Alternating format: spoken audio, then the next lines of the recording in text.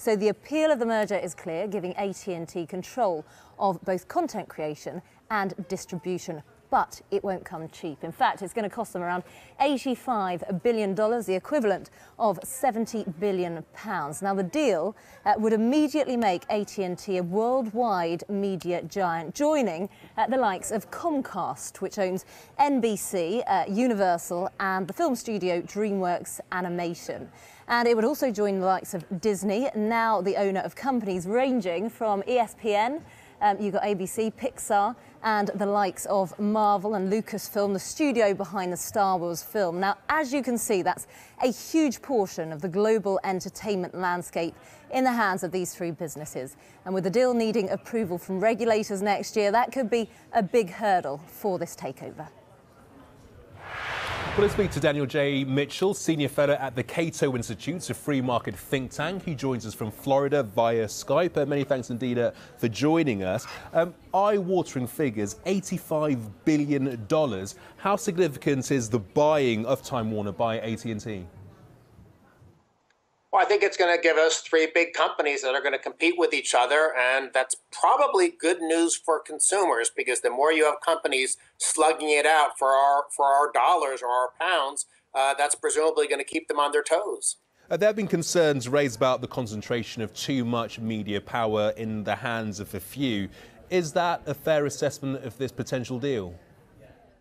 Well, there's two issues. First of all, we have a content company and a distribution company coming together. So I don't think there's anything really changing in terms of the concentration in either one of those areas.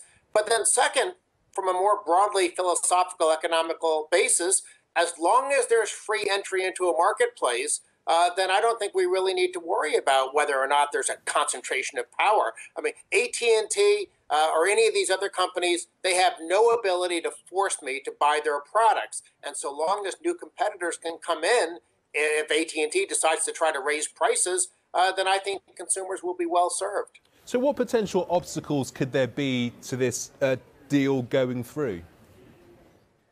Well, you'll have the usual obstacles of politicians and bureaucrats having their hands out, figuratively speaking, hopefully only on that basis. You have to get clearance from Washington when there's a big merger like this. And if other companies that will compete with the new AT&T company, if other companies don't like that competition, they'll go to their friends in Washington and they'll say, can you block this merger? So there'll be a lot of behind-the-scenes, rather distasteful lobbying, when in reality, this should just be a decision that the market makes, not politicians. And Daniel, Randall Stephenson, who's both the chairman and the CEO of AT&T, he has said that he doesn't anticipate any regulatory obstacles, saying any concerns could be overcome if concessions were made. What does he mean by concessions? Well, I think he's negotiating.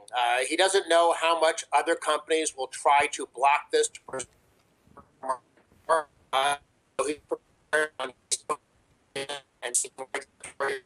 If it's to shed a certain division of one of these two companies in order to allow the merger to take place, I'm sure he's willing to do that. But again, why are we giving politicians and bureaucrats the power to interfere in what should be solely an economic market-based decision? OK, Daniel J. Mitchell, we'll just have to leave it there. We're just having a few communications issues, but we did get the gist of what you were saying. Thanks for joining us this evening.